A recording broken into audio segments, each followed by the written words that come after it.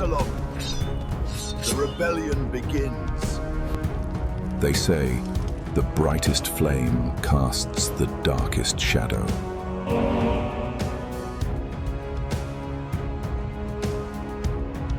The prophet Nathan once stood before King David and declared a curse that would echo through generations. The sword will never depart from your house because you have despised the word of the Lord. Little did the kingdom know that this sword would take the form of the most beautiful man in all Israel, a son born from David's own flesh, destined to pierce his father's heart deeper than any enemy blade ever could. His name was Absalom, and from the moment he drew breath, destiny marked him for tragedy. In the scrolls of divine judgment, his story was written before the first stone was cast, before the first conspiracy whispered in shadowed corridors. Listen closely, for this is no mere tale of rebellion.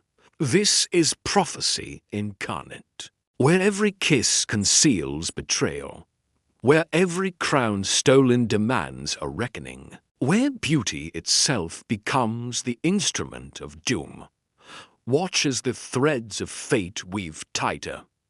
A violated sister crying out for justice that never comes. A father king paralyzed by his own guilty past. And a golden prince whose ambition burns hotter than the sun over Jerusalem. The Lord's judgment moves like a storm gathering on the horizon. Slow, inevitable, terrible. And when it breaks, even the trees of the forest will become executioners. Among all the sons born to King David in the royal palace of Jerusalem, one stood out above the rest. His name was Absalom, and he was the third son of David, born to Maacah, the daughter of Talmi, king of Geshur. This meant that Absalom had royal blood, both on his father's and mother's side, since she was a princess twice over. But what truly set Absalom apart from his brothers and from every other man in Israel was his extraordinary appearance. The scriptures into Samuel 14:2 to tell us that in all Israel there was no one so much to be praised for his beauty as Absalom. From the sole of his foot to the crown of his head, there was no blemish in him, from head to toe. This man was perfect. Not a single flaw marked his body. His face was handsome beyond measure, his build strong and impressive, and people throughout the kingdom talked about his appearance. Yet even more remarkable than his flawless features was Absalom's hair. 2 Samuel 14:26 describes how when he cut the hair of his head, for at the end of every year he used to cut it. When it was heavy on him, he cut it. He weighed the hair of his head, 200 shekels by the king's weight. His hair grew so thick and long that once a year, when it became too heavy to bear, he would cut it. And when he did, it weighed about 5 pounds. Imagine the sight of this prince walking through Jerusalem's streets, his magnificent hair flowing, his perfect face drawing every eye. Absalom knew the effect he had on people. He carried himself with the confidence of someone who had never been told no, never been rejected, never been overlooked. In the palace, among his many brothers and sisters, he stood out. David had many sons from different wives, but Absalom possessed something special, a magnetic presence that made people stop and stare.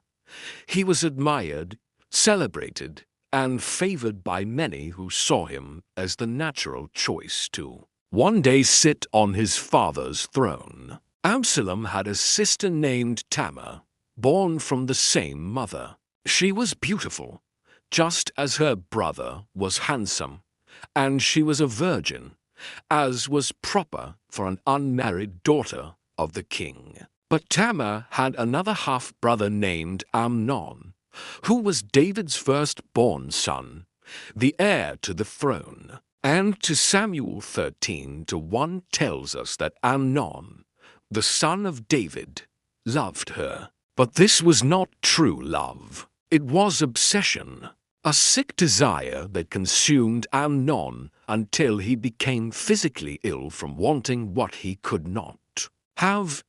His friend Jonadab, described in verse 3 as a very crafty man, noticed Amnon's condition and asked him why the king's son looked so haggard in morning after morning. Amnon confessed, "I love Tamar, my brother Absalom's sister." Jonadab devised a wicked plan. He told Amnon to pretend to be sick, and when David came to check on him, to request that Tamar come and prepare food in his sight so he might eat from her hand. Amnon followed this evil advice. When David visited, Amnon made his request, and the king, suspecting nothing, sent word to Tamar, "Go to your brother Amnon's house and prepare food for him." Tamar obeyed her father. She went to Amnon's quarters and began making bread while he watched from his bed. To Samuel 13, Verse 8 and 9 describe how she took dough and kneaded it, and made cakes in his sight, and baked the cakes, and she took the pan and emptied it out before him. But he refused to eat. Then Amnon gave a command that revealed his true intentions. He ordered everyone else to leave the room when they were alone. Verse 11 says, "He took hold of her and said to her, 'Come, lie with me, my sister.'" Tamar was horrified. She answered him in verse 12, "No, my brother, do not violate me, for such a thing is not done in Israel. Do not do this outrageous thing." She begged him to stop trying to reason with him. She even suggested in verse 13 that he speak to the king, saying, "He will not withhold me from you," anything to prevent what was about to happen. But Amnon would not listen. Verse 14 records the terrible moment. But he would not listen to her, and being stronger than she, he violated her and lay with her. In that moment, Tamar's life was destroyed. Her future, her honor, her dignity, all stolen by a man who called himself her brother. Then something even more twisted happened. Verse 15 says, "Then Amnon hated her with very great hatred, so that the hatred with which he hated her was greater than the love with which he had loved her." The obsession that had made him sick now turned to disgust. He called his servant and said in verse 17, "Put this woman out of my presence and bolt the door after her." Tamar left Amnon's house wearing the long robe with sleeves that marked her as a virgin princess, a robe she would never rightfully wear again. To Samuel 13:119 tells us, Tamar put ashes on her head and tore the long robe that she wore. And she laid her hand on her head and went away, crying aloud as she went. She walked through the palace compound in public shame,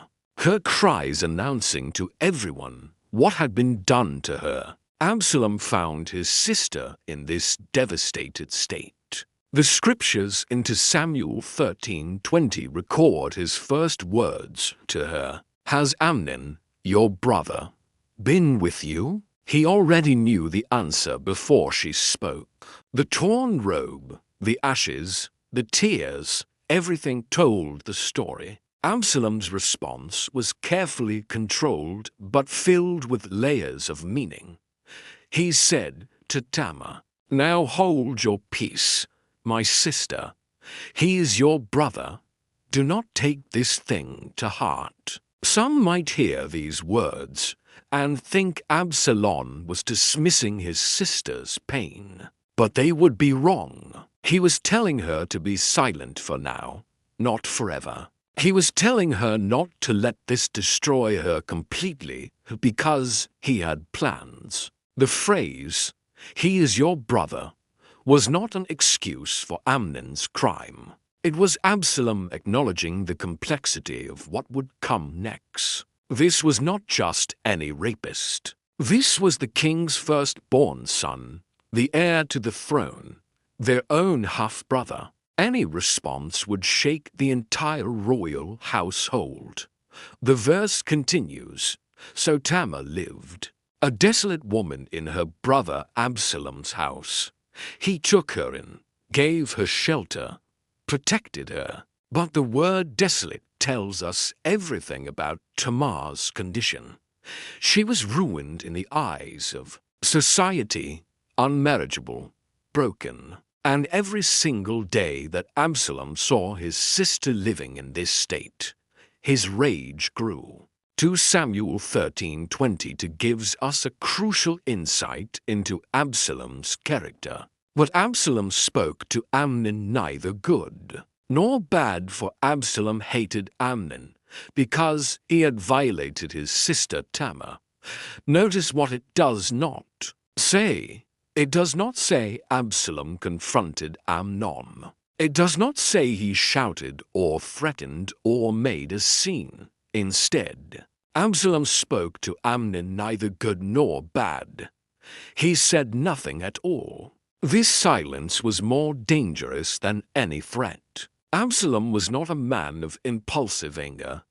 He was cold, calculating, patient. While others might have exploded in rage and sought immediate revenge, Absalom controlled himself completely. He watched Amnon move freely through the palace. He saw his half-brother laugh and eat and sleep peacefully, unpunished for his crime. And with each passing day, Absalom's hatred burned hotter, fueled by his sister's ongoing suffering and his father's inaction. The beautiful prince, with the perfect appearance, was learning to wear a mask. On the outside, he maintained his composure, his princely dignity.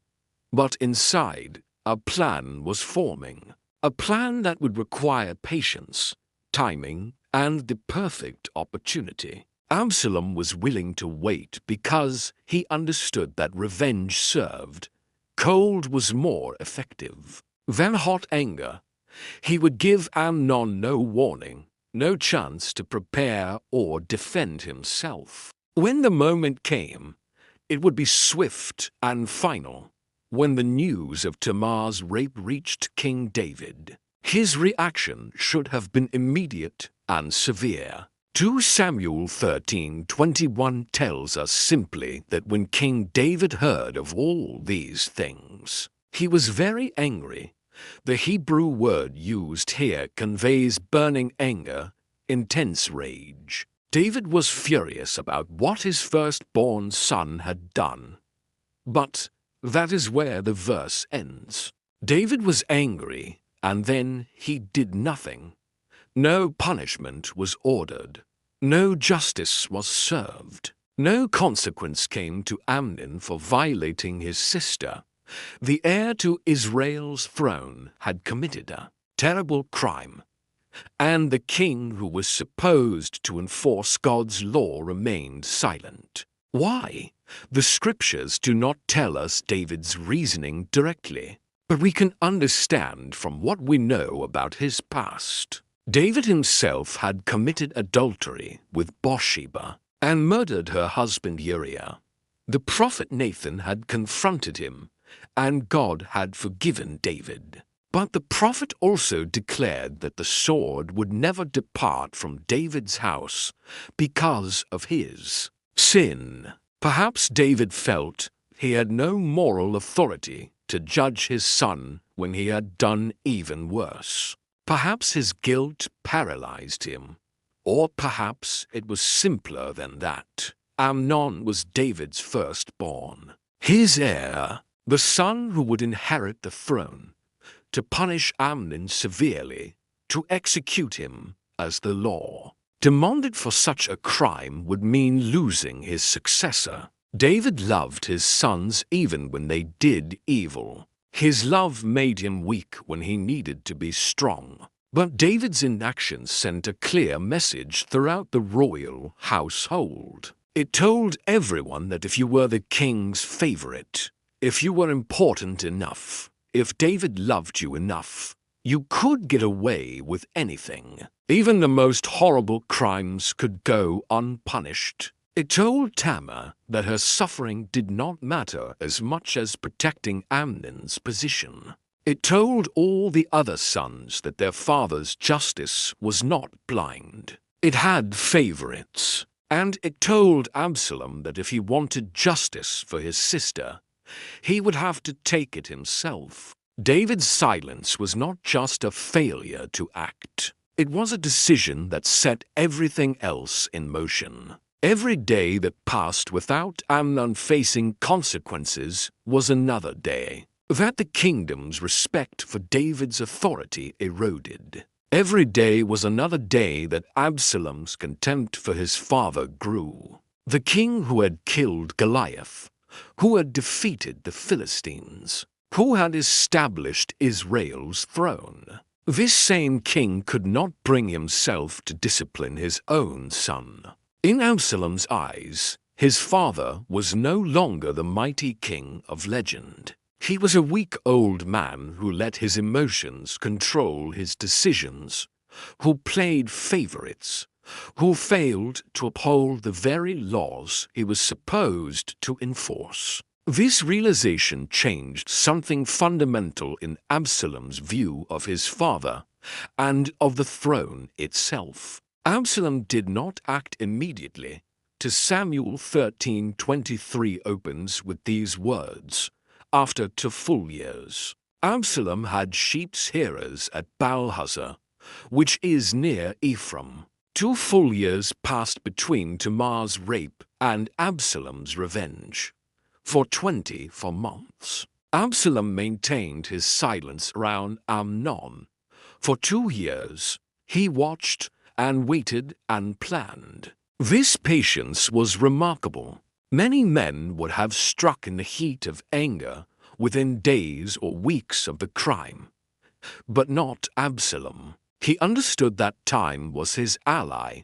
The longer he waited, the more Amnon would relax, the more everyone would assume that perhaps Absalom had accepted what happened, that perhaps he had moved on. 2 years was long enough for people to lower their guard, to forget to be watchful, to assume the danger had passed. When Absalom finally made his move, he chose his moment perfectly. Sheepsing time was a season of celebration in ancient Israel, much like harvest festivals. It was a time when work was done and people gathered to feast and drink and enjoy the fruits of their labor. Absalom invited all the king's sons to join him at Baalhazor for this celebration.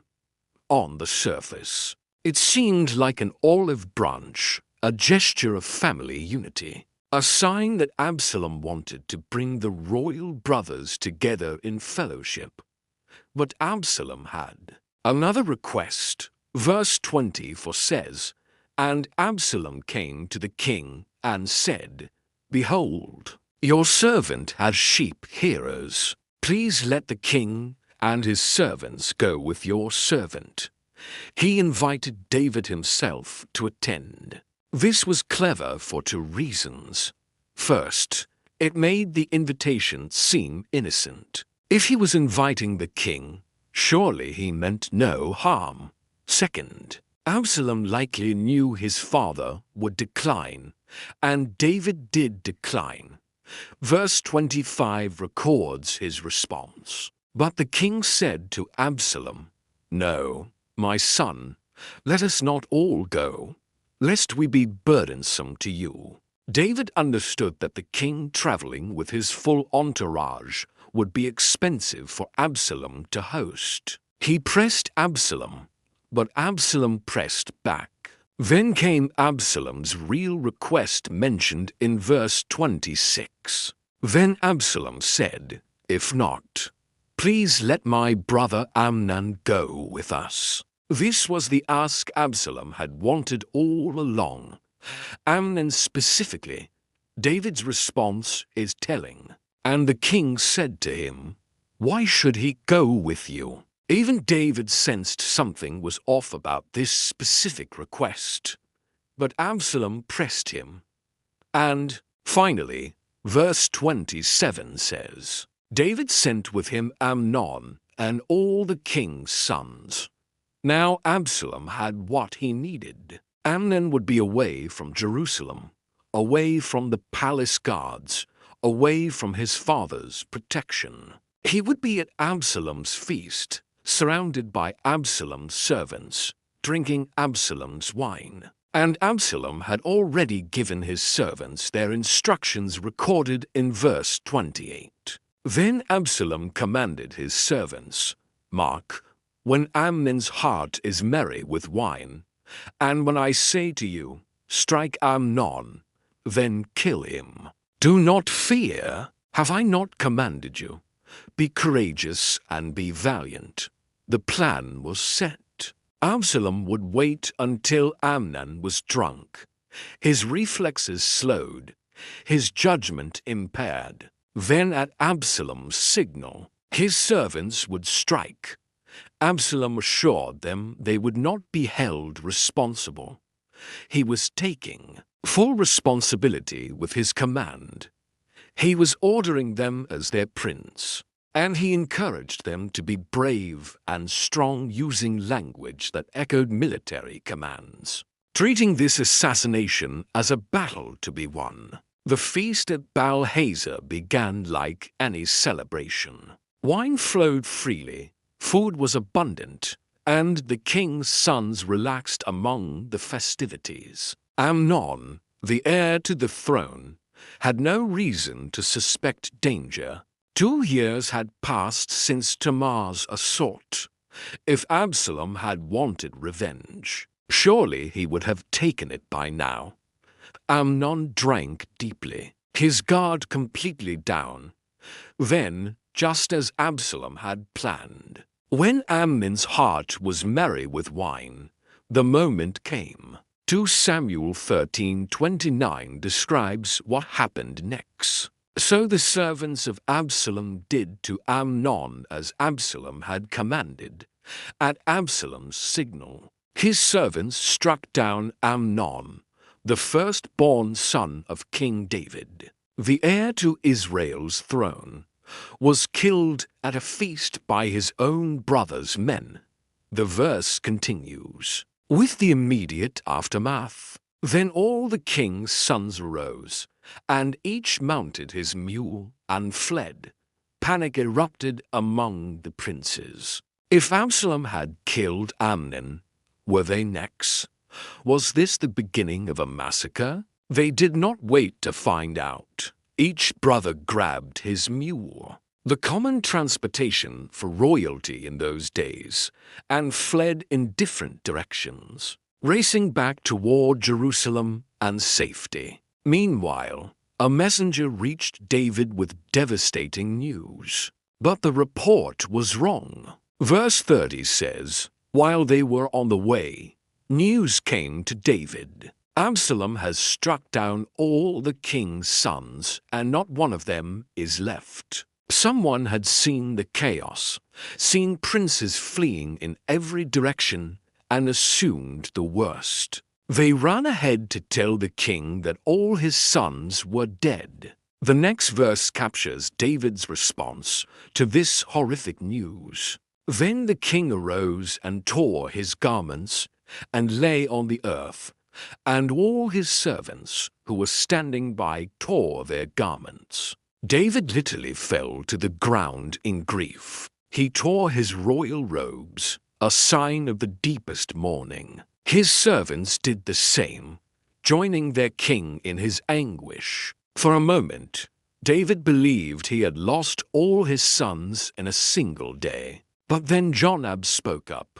The same Jonab who had helped Amnon devised the plan to rape Tamar in the first place. Verse 32 records his words. Let not my lord suppose that they have killed all the young men, the king's sons. For Amnon alone is dead. For by the command of Absalom, this has been determined from the day he violated his sister Tamar. Jonadab revealed that he had known all along that Absalom intended revenge. He assured David that only Amnon was dead. Verse 30 confirms this. But Absalom fled, and the young man who kept the watch lifted up his eyes and looked, and behold, many people were coming from the road behind him by the side of the mountain. The watchman could see the other princes approaching Jerusalem, alive and safe. And verse 37 reveals what happened to Absalom. But Absalom fled and went to Talmi, the son of Ammihud, king of Geshur, and David mourned for his son day after day. Absalom had run to his grandfather's kingdom, to his mother's father, knowing he would find protection there. He could not stay in Israel after killing the king's firstborn. But notice the final line. David mourned for his son. Which son?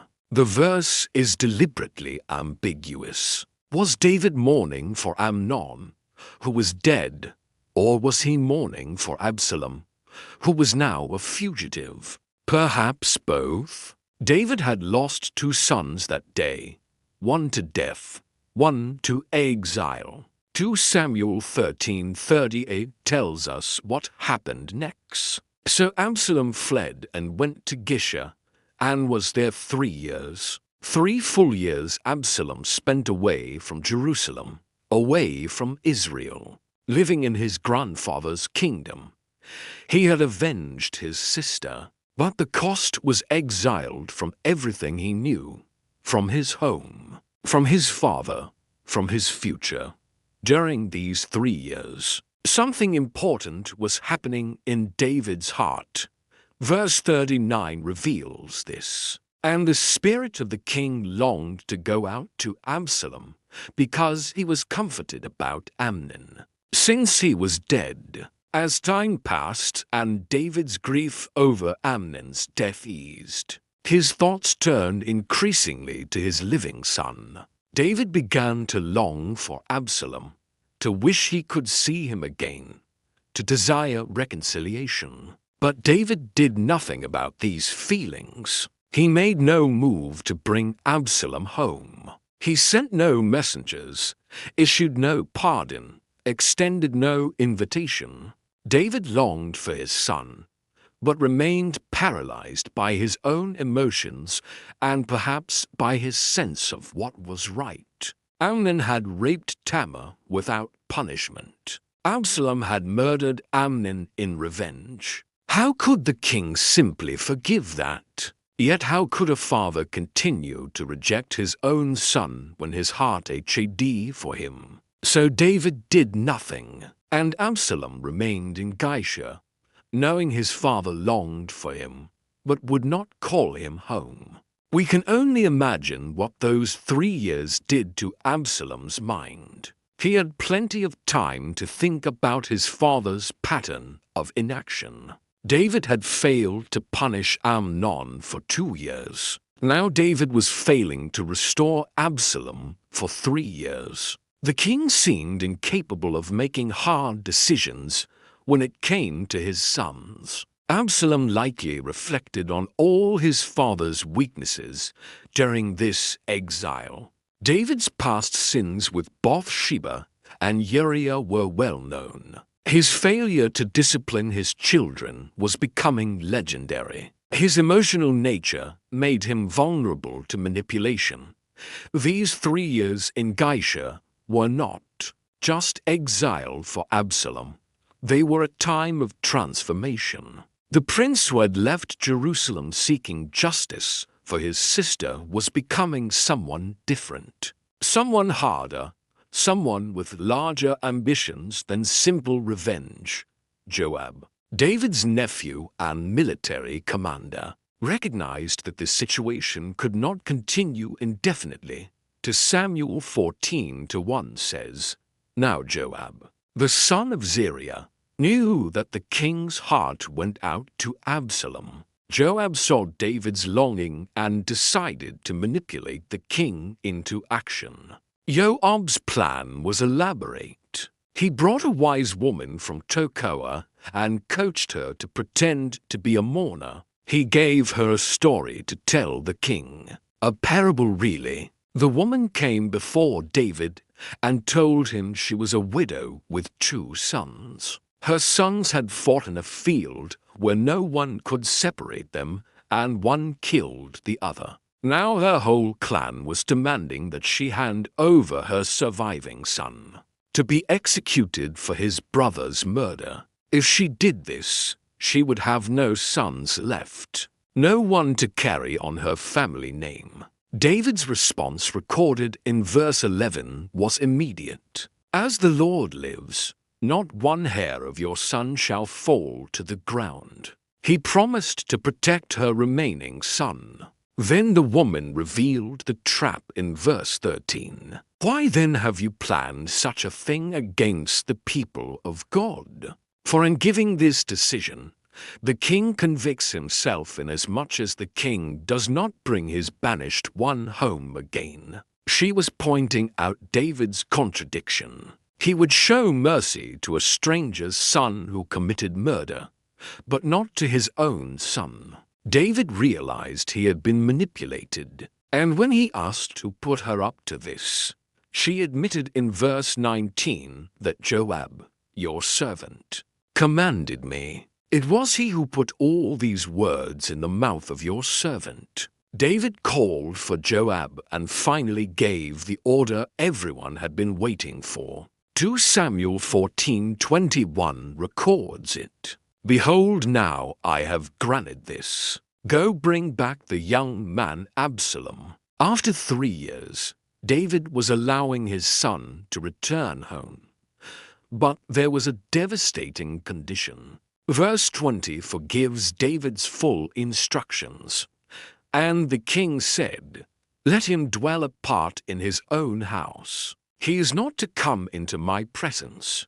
So Absalom lived apart in his own house and did not come into the king's presence. Absalom was allowed to return to Jerusalem, but he was forbidden from seeing his father's face. He was home but not home, restored but not restored. He could live in the city of his birth, walk its streets, see its people, but he could not enter the palace, could not speak to his father, could not be truly reconciled. This partial restoration might have been worse than exile, because every day Absalom lived with the reminder that David still rejected him. 2 Samuel 14:28 tells us how long this painful situation lasted. So Absalom lived 2 years in Jerusalem without coming into the king's presence. 2 more years. First 2 years watching Amnon go unpunished, then 3 years in exile. Now 2 more years living in Jerusalem, but banned from his father's presence. 7 years total of various forms of rejection and distance. These 7 years had changed Absalom completely. The prince who once sought only justice for his sister had learned hard lessons about power, about weakness, about how kingdoms really work. He had learned that David could be manipulated, that the king's emotions made him vulnerable, that justice in Israel was not blind, but favored whoever David loved most at the moment. And perhaps most importantly, Absalom had begun to see himself not as David's son, seeking restoration, but as someone who might make a better king than his father. After 2 years of living in Jerusalem without seeing his father's face, Absalom's patience ran out.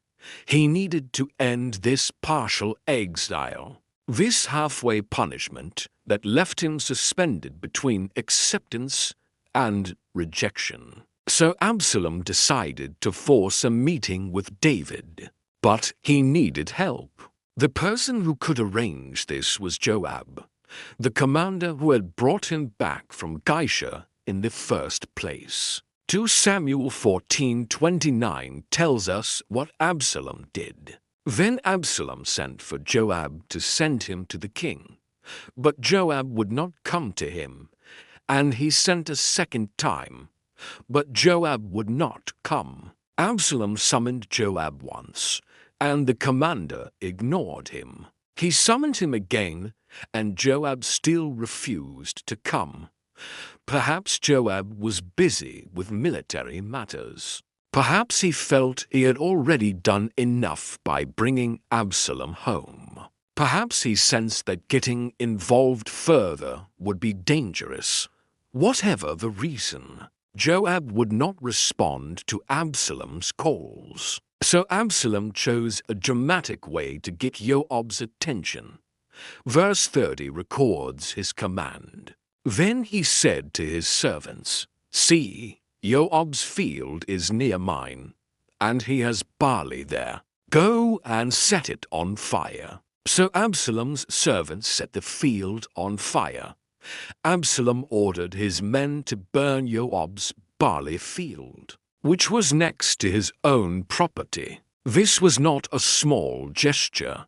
Barley was valuable, and destroying someone's crop was a serious offense. But Absalom knew it would work, and it did.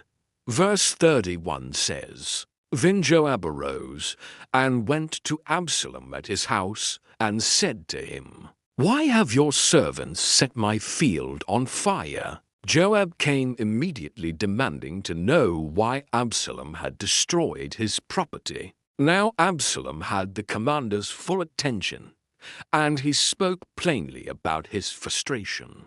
Verse 30 gives us Absalom's response. Absalom answered Joab, "Behold, I sent word to you. Come here that I may send you to the king to ask, Why have I come from Geshur? It would be better for me to be there still. Now therefore, let me go into the presence of the king, and if there is guilt in me, let him put me to death." Absalom's words cut to the heart of the problem. What was the point of bringing him back from Geshur if he could not see his father? This halfway restoration was worse than exile. At least in Geshur, Absalom had dignity. Here in Jerusalem, he was a prince in disgrace, living in his own house, but banned from the palace like a criminal. Absalom told Joab to take a message to the king. "Either give me full restoration, or execute me." This suspended state was unbearable. If David truly believed Absalom was guilty and deserved punishment, then let him carry out justice. But if David had forgiven him, then why this continued separation? Joab went to David and delivered Absalom's message. The king who had longed for his son for years finally agreed to see him. To Samuel. Chapter 14:33 describes the moment of reunion.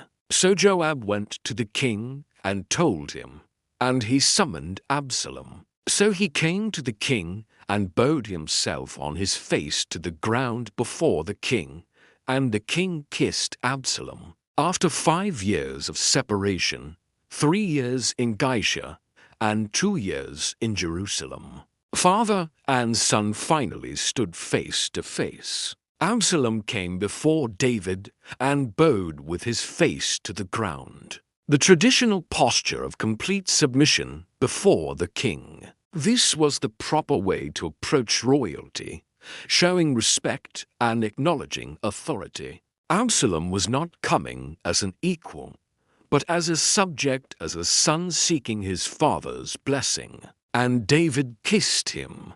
In ancient Middle Eastern culture, this kiss was significant. It was a sign of acceptance, of peace, of restored relationship. When a father kissed his son after a long separation, it meant forgiveness. It meant the past was behind them. It meant they could move forward together. The kiss should have healed everything. But something was broken that could not be fixed with a kiss. 5 years was a long time, too long. During those years, too much had happened. Tamar still lived as a desolate woman in Absalom's house, still suffering from what Amnon had done and from David's failure to punish it. Absalom had killed his brother and lived in exile, then returned to a city where he was present but isolated. The kiss was a symbol, but symbols cannot undo years of pain and rejection. Absalom had learned things during those 5 years that changed him forever. He had learned that David's love was conditional, that the king played favorites, that justice in Israel depended on who you were rather than what you had done. He had learned that his father could be manipulated, first by Jonadab, who helped Amnon, then by Joab, who brought Absalom home, then by Absalom himself, who forced this meeting by burning Joab's field. The reconciliation was formal but empty. David kissed Absalom, but trust was not restored. Love was not renewed. The relationship was not healed. Absalom rose from that kiss, still handsome, still charismatic, still brilliant, but fundamentally changed. He had come seeking his father's acceptance. What he found instead was confirmation that David was weak, that the throne of Israel was occupied by a man whose emotions controlled his decisions. After his reconciliation with David, Absalom was free to move throughout Jerusalem without restriction. He could enter the palace, participate in royal functions, and be seen by the people as a prince of Israel once again. But Absalom did not return to his old life. Instead, he began to present himself in a completely new way. 2 Samuel 15:1 tells us what Absalom did next. After this, Absalom got himself a chariot and horses and 50 men to run before him. This was a dramatic departure from tradition in Israel. David himself, despite being king, maintained a relatively simple lifestyle compared to the monarchs of surrounding nations. He did not parade through the streets with great displays of wealth and power. But Absalom chose differently. He acquired a chariot, a vehicle associated with royalty and military might. Chariots were expensive, prestigious, and impressive to look at. He also got horses to pull this chariot, which was another sign of wealth and status. But most striking of all, he hired 50 men whose only job was to run in front of his chariot whenever he traveled. Through the city, imagine the scene: Absalom with his perfect appearance and his magnificent hair, riding through Jerusalem in a royal chariot, 50 strong men running ahead of him, announcing his approach, clearing the way, making sure everyone stopped and looked. This was theater, a carefully designed spectacle meant to impress the common people and plant an idea in their minds. This man looks like a king. This man acts like a king. No other prince in Israel traveled this way. Absalom was deliberately setting himself apart, elevating himself above his brothers, presenting himself as more than just one of David's many sons. He was making a statement with every public appearance. The chariot said, "I am powerful. The horses said, "I am wealthy." The 50 runners said, "I am important enough to command men."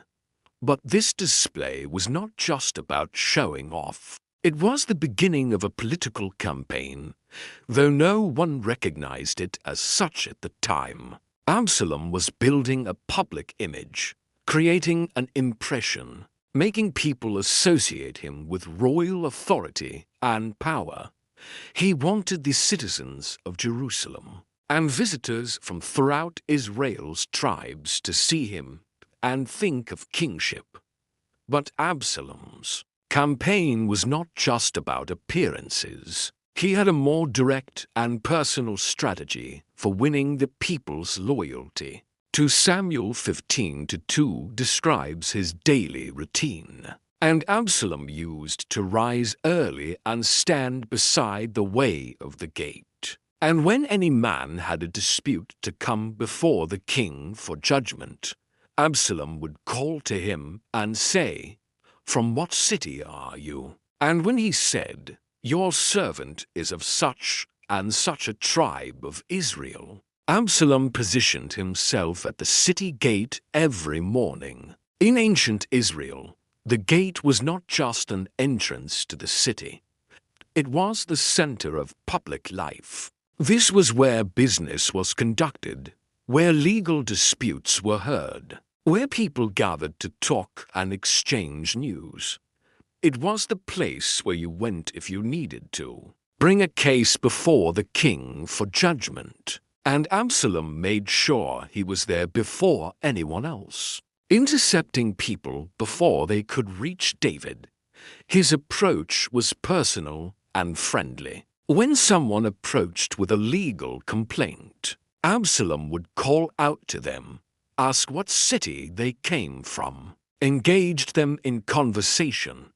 He was not distant or formal like most royalty. He treated these common people like they mattered, like their problems were important to him personally. He learned their names, their towns, their tribes. He made them feel seen and heard. Then came the crucial part of his strategy recorded in verse 3. Absalom would say to him, "See, your claims are good and right, but there is no man designated by the king to hear you." This was brilliant manipulation. Absalom would listen to someone's legal dispute and immediately validate them. He would tell them, "You're absolutely right. Your case is strong. You deserve justice." But then Absalom would plant doubt about David's administration.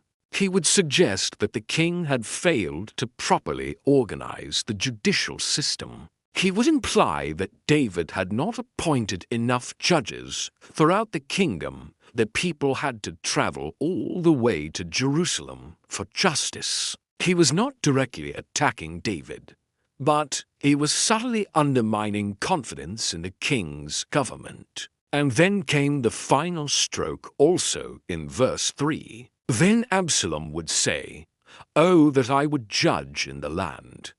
Then every man with a dispute or cause might come to me, and I would give him justice." After making people doubt David's system, Absalom presented himself as the solution. If only he were in charge, if only he had the authority, then everyone would receive justice. Absalom's strategy went beyond words. He understood that people respond not just to what you say, but to how you make them feel. 2 Samuel 15:5 describes another crucial element of his approach. And whenever a man came near to pay homage to him, he would put out his hand and take hold of him and kiss him. When someone approached Absalom at the gate, they would naturally bow or show respect because he was a prince. This was proper protocol, but Absalom would not allow it. Instead, he would reach out his hand, pull the person up or toward him, and kiss them. This physical gesture broke down the normal barriers between royalty and common people. It said, I am not above you. I am one of you. We are equals. This was false humility, but it was powerfully effective. People were not used to being treated this way by royalty. They expected distance, formality, hierarchy. But here was a prince, the most handsome man in all Israel, riding in a chariot with 50 runners who would reach out and embrace them like a friend. It created a powerful emotional connection. People felt special. They felt valued. They felt like Absalom genuinely cared about them as individuals. And Absalom did this consistently. Verse 5 says, whenever a man came near, he would do this, not sometimes, not only to important people, to everyone, rich or poor, from powerful tribes or small towns. Every person who approached Absalom received this same treatment. He made each one feel important, heard, and valued. The result of this long-term campaign is recorded in verse 6. Thus Absalom did to all of Israel who came to the king for judgment. So Absalom stole the hearts of the men of Israel. Notice that word stole. Their hearts were not freely given. They were taken through deception. Absalom was running a con, manipulating people's emotions, building loyalty through false pretenses. But the people did not know this. They believed Absalom's act. They thought he was sincere. They contrasted him with David, the old king who stayed in his palace while this young, energetic prince stood at the gate every morning, listening to their problems, validating their concerns, promising justice. In their minds, Absalom looked like the future. After years of this careful political work, Absalom was ready to make his move. But he needed to do it away from Jerusalem, away from David's immediate control, in a place where he could gather his supporters and make his claim to the throne. 2 Samuel 15:7 tells us his plan. And at the end of 4 years, Absalom said to the king, "Please let me go and pay my vow, which I have vowed to the Lord in Hebron." 4 years. That is how long Absalom had been working at the gate, building his base of support, stealing the hearts of Israel. Now the moment had come, but he could not simply declare himself king in Jerusalem. He needed to get out of the city first to gather his forces, to create momentum. So he came to David with a religious excuse. Absalom told his father that he had made a vow to the Lord and needed to go to Hebron to fulfill it. Verse 8 gives the explanation he offered. "For your servant vowed a vow while I lived at Gishur in Aram, saying, 'If the Lord will indeed bring me back to Jerusalem, then I will offer worship to the Lord.'" He claimed that during his 3 years of exile in Geshur, he had promised God that if he ever returned to Israel, he would go to Hebron to worship and fulfill his vow. This sounded reasonable. Hebron was a significant city in Israel's history. It was where Abraham had lived and where he was buried. It was the place where David himself had first been crowned king over Judah, before he became king over all Israel. David suspected nothing. Verse 9 records his response. "And the king said to him, 'Go in peace.' So he arose and went to Hebron. David gave his blessing and let Absalom go. The king had no idea he was sending his son to start a rebellion. But Absalom was lying. There was no vow. Or if there was a vow, it was not the real reason for this trip.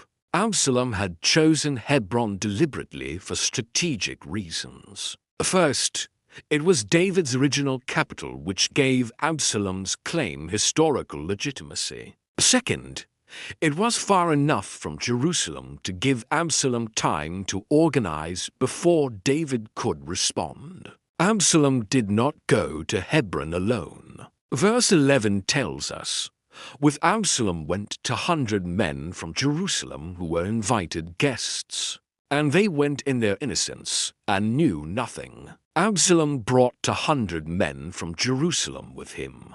But these men had no idea what was really happening. They thought they were going to a religious ceremony. Once Absalom reached Hebron, he activated the conspiracy he had been building for years. 2 Samuel 15:10 reveals the signal he had arranged. But Absalom sent secret messengers throughout all the tribes of Israel, saying, "As soon as you hear the sound of the trumpet, then say, 'Absalom is king at Hebron.'" This verse shows us how carefully Absalom had planned this rebellion.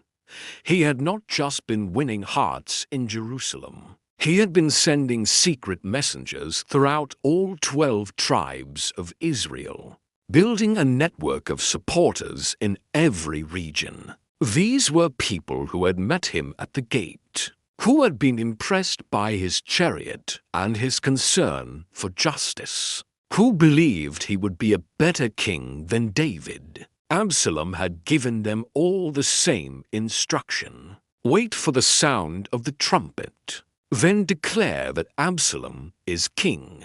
The trumpet was a brilliant signal. In ancient Israel, trumpets announced important events, the beginning of festivals, the calling of assemblies, the coronation of kings. When people throughout Israel heard trumpets blowing in their towns and cities, they would know something significant was happening, and Absalom's supporters would immediately begin declaring him king, creating a wave of proclamation that would sweep across the nation simultaneously. This was not a spontaneous uprising. This was a coordinated nationwide coup attempt. Absalom had supporters planted in every tribe, waiting for his signal, ready to act the moment they heard that trumpet.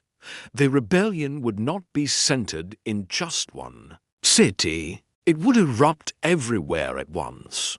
But Absalom had also secured himself a crucial ally. Verse 12 tells us, "And while Absalom was offering the sacrifices, he sent for Ahihel, the Galanite, David's counselor from his city, Gilo." Ahihel was not just any supporter. He was David's personal counselor, one of the king's most trusted advisors, the man who had helped David make decisions, who knew the king's strategies and weaknesses. This man had turned against the king. The verse continues, "And the conspiracy grew strong, and the people with Absalom kept increasing." As soon as the rebellion was declared publicly, people flocked to Absalom's side. The momentum was entirely with Absalom.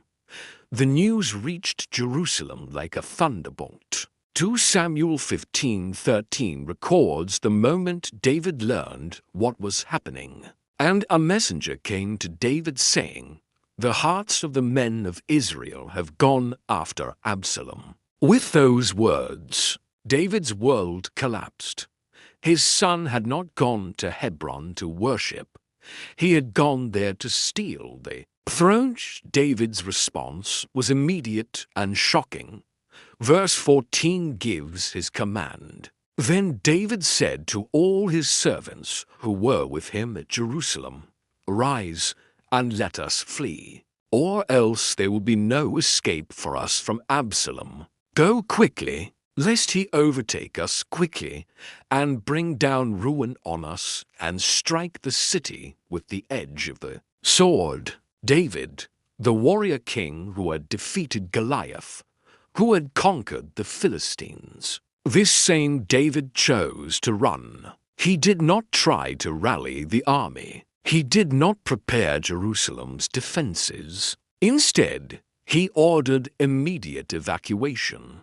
The messenger had told him that the hearts of the men of Israel had gone after Absalom. David understood what this meant. His son had successfully turned the nation against him. Verse 15 shows that David's servants remained loyal. And the king's servants said to the king, "Behold, your servants are ready to do whatever my lord the king decides." They were with him, whatever he chose. So the evacuation began. 2 Samuel 15 to 1:16 describes the exodus. So the king went out, and all his household after him. And the king left 10 concubines to keep the house. David walked out of his palace, abandoning the city where he had reigned for years. His entire household followed him, his wives, his children, his servants. But he left 10 of his concubines behind to maintain the palace. Verse 17 continues, "And the king went out, and all the people after him, and they halted at the last house. David and his loyal followers left Jerusalem and stopped at the edge of the city at the last house. Before open country, there David paused to see who would come with him." Verse 18 says, "And all his servants passed by him, and all the Cherites, and all the Pelethites, and all the 600 Gites who had followed him from Gath passed on before the king. David's personal guard, his foreign mercenaries, his veteran soldiers, these men stayed with him. They passed by him in formation, showing their continued loyalty even as the nation turned to Absalom. This was David's darkest hour. His own son had stolen his throne. The people he had ruled had abandoned him. He was fleeing his capital city, not knowing where he would go or how this would end. When Absalom entered Jerusalem after David had fled, he needed to do something that would make it impossible for him to ever reconcile with his father. He needed to burn every bridge to make a public statement so offensive that there could be no turning back. So Absalom turned to Ahithophel for advice on how to secure his position. 2 Samuel 16:20 tells us what happened. Then Absalom said to Ahithophel, "Give your counsel. What shall we do?" Absalom was asking his advisor for strategic guidance on how to solidify his claim to the throne. Verse 21 records Ahithophil's counsel. Ahithophel said to Absalom, "Go into your father's concubines, whom he has left to keep the house, and all Israel will hear that you have made yourself a stench to your father, and the hands of all who are with you will be strengthened." This was not just political advice. It was a deliberate act of ultimate disrespect. By taking his father's concubines, Absalom would be claiming ownership of everything that belonged to David. In ancient culture, taking a king's wives meant claiming his throne. The plan had two purposes. First, it would strengthen Absalom's supporters by showing them there could be no reconciliation with David. Second, it would publicly declare Absalom as the new king. Verse 20 describes what happened next. So they pitched a tent for Absalom on the roof, and Absalom went into his father's concubines in the sight of all Israel. They set up a tent on the palace roof, the same roof where David had once walked and seen Bathsheba bathing. Now on that same roof, Absalom committed this public act of rebellion. The phrase "in the sight of all Israel" is important. This was not done secretly. This was a public spectacle meant to be seen and known by everyone. Absalom wanted all of Israel to witness this act, to understand that he had completely rejected his father. This fulfilled a prophecy that Nathan had spoken to David years earlier. When David had sinned with Bathsheba and murdered Uriah, the prophet told him in Samuel 12:1, "Thus says the Lord, Behold, I will raise up evil against you out of your own house, and I will take your wives before your eyes and give them to your neighbor, and he shall lie with your wives in the sight of this sun." Mud. What Absalom did on that rooftop was the fulfillment of God's judgment on David's past sins. After securing his position through this shameful act, Absalom needed to decide his next move. David had fled Jerusalem, but he was still alive and still had loyal followers. Ahiel knew that the key to winning this rebellion was to act quickly and decisively. 2 Samuel 17:1 records Ahiel's military strategy. Moreover, Ahiel said to Absalom, "Let me choose 12,000 men, and I will arise and pursue David tonight." Ahiel wanted to move immediately. He asked permission to select 12,000 soldiers and chase after David that very night. Verse 2 explains his reasoning. "I will come upon him while he is weary and discouraged, and throw him into a panic, and all the people who are with him will flee. I will strike down only the king." Ahiel's plan was brilliant in its simplicity. David and his followers had just fled Jerusalem. They would be tired, emotionally drained, and not expecting an immediate attack. A surprise assault at night would create chaos and fear. The key phrase is, "I will strike down only the king." Ahiel was not proposing a massacre. He wanted to kill David and David alone. This would end the conflict immediately. Without David, there would be no rival claim to the throne. Verse 3 continues Ahiel's argument. "And I will bring all the people back to you as a bride comes home to her husband. You seek the life of only one man, and all the people will be at peace." Ahiel promised that killing David would unite the nation under Absalom's rule. There would be peace because the conflict would be resolved quickly with minimal bloodshed. The final sentence of verse 3 says, "So the advice seemed right to Absalom and to all the elders of Israel." Everyone agreed this was a good plan.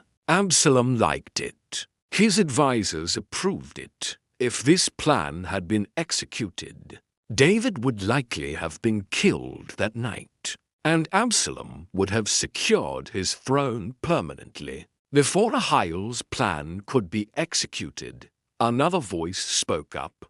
Hushai, the Archite, had been David's friend and advisor. But when David fled Jerusalem, he sent Hushai back to the city with specific instructions. David told Hushai to pretend to support Absalom and to counter all's advice whenever possible. 2 Samuel 17:5 tells us, "Then Absalom said, 'Call Hui the Arite also, and let us hear what he has to say.'" Before finalizing the decision to follow Ahiel's plan, Absalom decided to get a second opinion. Verse 6 records what happened. "And when Hushai came to Absalom, Absalom said to him, 'Thus has Ahiel spoken. Shall we do as he says? If not, you speak.'" Absalom explained Ahiel's plan to Hushai and asked if they should follow it. Hushai knew he had to discredit all's plan. Verse 7 says, "Then Hui said to Absalom, 'This time the counsel that Ahiel has given is not good.'" This was a bold statement. All was known for his wisdom. Verse 8 records his reasoning. Hushai said, "You know that your father and his men are mighty men, and that they are enraged like a bear, robbed of her cubs in the field. Besides, Your father is expert in war. He will not spend the night with the people." Hushai painted a picture of David as a dangerous, experienced warrior. He compared them to a mother bear whose cubs had been taken, the most dangerous animal you could encounter. Verse 9 continues, "Behold, even now he has hidden himself in one of the pits or in some other place. And as soon as some of the people fall at the first attack, whoever hears it will say, 'There has been a slaughter among the people who follow Absalom.'" Hushai suggested that David would set an ambush. Then Hui appealed to fear. Verse 10 says, "Then even the valiant man whose heart is like the heart of a lion will utterly melt with fear. For all Israel knows that your father is a mighty man, and that those who are with him are valiant men." Even brave soldiers would lose courage if they heard that David was fighting back successfully. After tearing down all's plan, Hushai offered his own strategy in verse 11. "But my counsel is that all Israel be gathered to you from Dan to Beba, as the sand by the sea for multitude, and that you go to battle in person, instead of a quick strike with 12,000 men." Hushai suggested gathering all of Israel's fighting men. Verse 12 continues, "So we shall come upon him in some place where he is to be found, and we shall light upon him as the dew falls on the ground, and of him and all the men with him. Not one will be left." Hushai promised total victory. The result is recorded in verse 14. "And Absalom and all the men of Israel said." The counsel of Hushai the Archite is better than the counsel of a hell, for the Lord had ordained to defeat the good counsel of a high hell, so that the Lord might bring harm upon Absalom. Absalom chose Hushai's plan. The scripture makes it clear this was not just human decision-making. God was working to defeat Ahiel's counsel. The delay caused by Hushai's counsel gave David crucial time. He crossed the Jordan River, gathered his forces, and organized his army. Meanwhile, Absalom assembled all the fighting men of Israel and prepared for battle. To Samuel 18:6 tells us where the battle took place. So the army went out into the field against Israel, and the battle was fought in the forest of Ephraim. This was not an open plain where large armies typically fought. This was a forest thick with trees, difficult terrain. Before the battle began, David gave specific instructions to his commanders. Verse 5 records his command. "And the king ordered Joab and Abishai, and it deal gently for my sake with the young man Absalom." And all the people heard when the king gave orders to all the commanders about Absalom. David told his 3 top military leaders to be gentle with Absalom. Even though his son had betrayed him, David still loved him and wanted him spared. The battle itself was devastating for Absalom's forces. Verse 7 describes the outcome, "And the men of Israel were defeated there by the servants of David. And the slaughter there was great on that day, 20,000 men. 20,000 of Absalom's soldiers died in that one battle. But what killed most of these men was not David's soldiers. It was the forest itself." Verse 8 explains, "The battle spread over the face of all the country, and the forest devoured more people that day than the sword. The difficult terrain of the forest killed more men than the actual fighting. Soldiers got lost, fell into pits, were separated from their units as the battle raged, and Absalom's army fell apart around him. The rebel prince tried to escape. But his attempt to flee led to one of the most unusual deaths recorded in Scripture. 2 Samuel 18:9 describes what happened, and Absalom happened to meet the servants of David. Absalom was riding on his mule, and the mule went under the thick branches of a great oak, and his head caught fast in the oak, and he was suspended between heaven and earth, while the mule that was under him went on.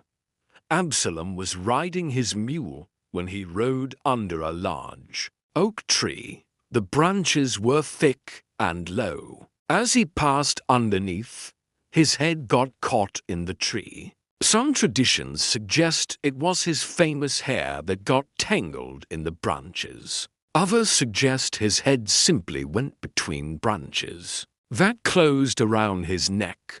The mule kept going, leaving Absalom hanging from the tree.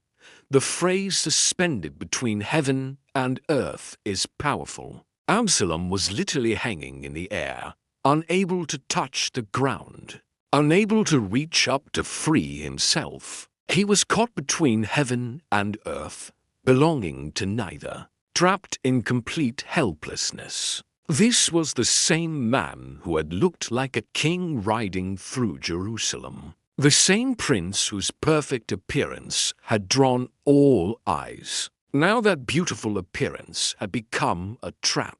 The very things that had made him stand out had led to his capture. One of David's soldiers saw Absalom hanging there. Verse 10 tells us, "And a certain man saw it and told Joab, 'Behold, I saw Absalom hanging in an oak.' The soldier reported what he had seen to Joab. Joab's response, recorded in verse 11, shows his frustration. Joab said to the man who told him what you saw him, 'Why then did you not strike him there to the ground? I would have been glad to give you 10 pieces of silver and a belt.' Joab could not believe the soldier had not killed Absalom when he had the chance. But the soldier refused, and his reason is recorded in verse 12. But the man said to Joab, 'Even if I felt in my hand the weight of 1,000 pieces of silver, I would not reach out my hand against the king's son. For in our hearing the king commanded you and Abishai and Iti, for my sake, protect the young man Absalom.' The soldier reminded Joab that David had publicly commanded his officers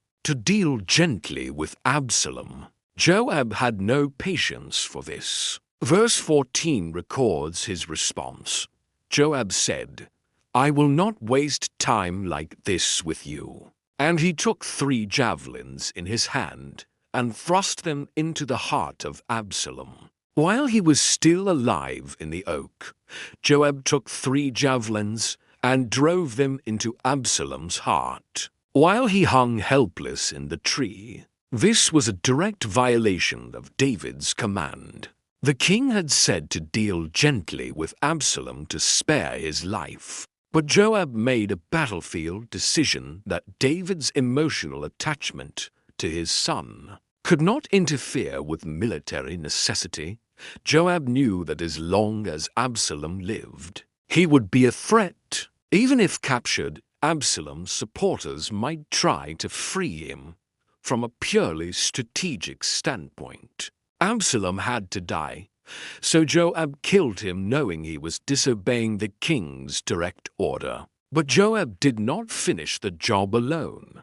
2 Samuel 18:15 tells us, "And 10 young men, Joab's armor-bearers, surrounded Absalom and struck him and killed him." After Joab struck Absalom with the 3 javelins, 10 of Joab's personal soldiers surrounded the dying prince and finished killing him. With Absalom's death, the reason for the battle ended. Verse 16 says, "Then Joab blew the trumpet, and the troops came back from pursuing Israel. For Joab restrained them, Joab immediately stopped the fighting." But what to do with Absalom's body? Verse 17 describes his burial. And they took Absalom and threw him into a great pit in the forest, and raised over him a very great heap of stones. And all Israel fled everyone to his own home.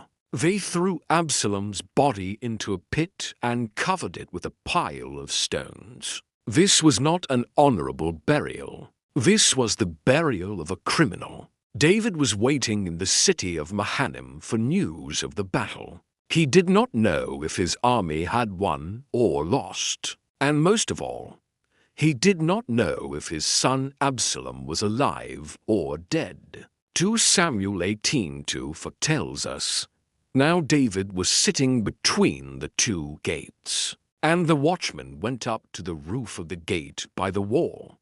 And when he lifted up his eyes and looked, he saw a man running alone. A watchman on the wall spotted a lone runner approaching." Verse 25 says, "The watchman called out and told the king. And the king said, 'If he is alone, there is news in his mouth.' And he came rapidly and drew near." A single runner usually meant news.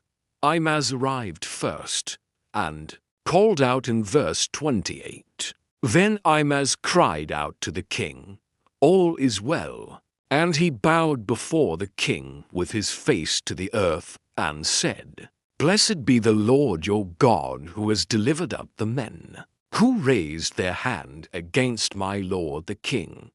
Aim announced victory, but David's response, recorded in verse 29, shows what he really cared about. And the king said, "Is it well with the young man Absalom?" Ahimaaz answered when Joab sent the king's servant, "Your servant. I saw a great commotion, but I do not know what it was." David did not ask about the battle. He asked only about Absalom. The second messenger arrived. 2 Samuel 18:31 tells us, "And behold, the Cushite came, and the Cushite said, 'Good news for my lord, the king, for the Lord has delivered you this day from the hand of all who rose up against you.'" But again, David's only question recorded in verse 32 was about his son.